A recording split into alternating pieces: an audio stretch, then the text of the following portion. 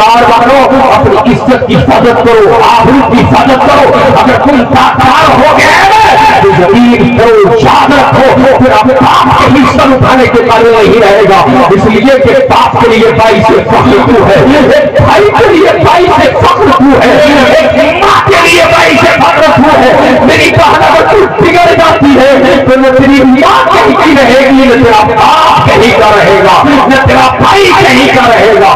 اور جن بچیوں کی شادی ہو گئی میں ان سے گزارش کروں گا پوری زندگی اپنے شوہر کے مطیع و فرمانبردار اس لیے کہ شوہر کا حق یہ ہے. اللہ کے نبی نے فرمایا اگر ان کے جسم سے خون بہنے لگے، زخم ہو جائے اور بیوی پورے جسم کو زبان کے نوک سے صاف کرے تو شوہر کا حق ادا نہیں ہو سکتا ہے. آپ یہ شوہر کا مقام ہے. اللہ کے نبی نے ایک موقع سے فرمایا اگر میں غیر خدا کو سجدہ کرنا روا قرار دیتا، شریعت کی اجازت کہتی کہ کسی غیر خدا کو سجدہ کیا جائے تو میں عورتوں کو حکم دیتا کہ وہ اپنے شوہروں کو سجدہ کرے. یہ شوہر کا مقام ہوتا ہے. اگر تیرا شوہر اعلیٰ حضرت عظیم البرکت امام اہل سنت امام احمد رضا خان فاضل بریلوی نے ایک موقع سے ارشاد فرمایا آپ فتح رضویہ شریف میں جب آپ سے پوچھا گیا شوہر کا مقام کیا ہے ایک بیوی کے لیے، آپ فرماتے ہیں کہ اللہ اور اس کے رسول کے بعد شوہر کا مقام ہے.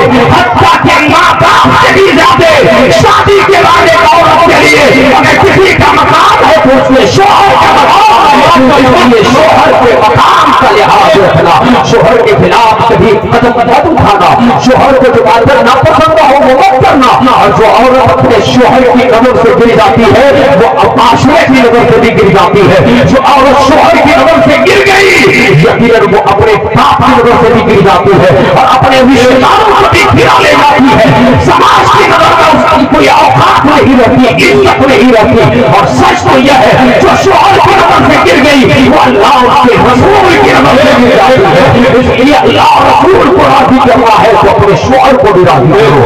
اور پیارے حال یہ ہے کہ اگر ماں باپ کے ہاں جانے دینا پسند نہ ہو شوہر کو تو وہ عورت کبھی بھی ضد نہ کرے کہ میں کے جاتے رہوں گی، باپ کے ہاں جاتے رہوں گی. یہ اسلام نے حکم دیا. اب مرد حضرات خوش ہو رہے ہوں گے یہ تو عورتوں کے بیویوں کے حقوق ہے.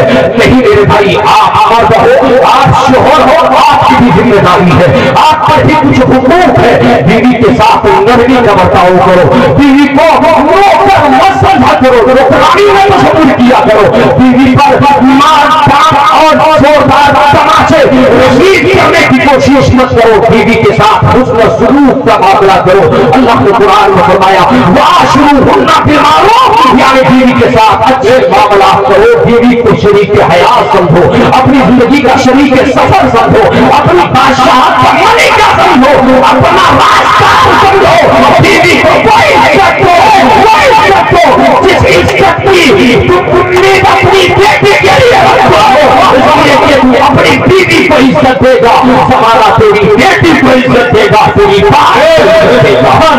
پیارے دونوں طرف سے محبت ہو، حسن سلوک ہو، اچھا برتاؤ ہو، باہمی محبت ہو، رافت ہو. پر یار بات کہاں سے چلی تھی کہاں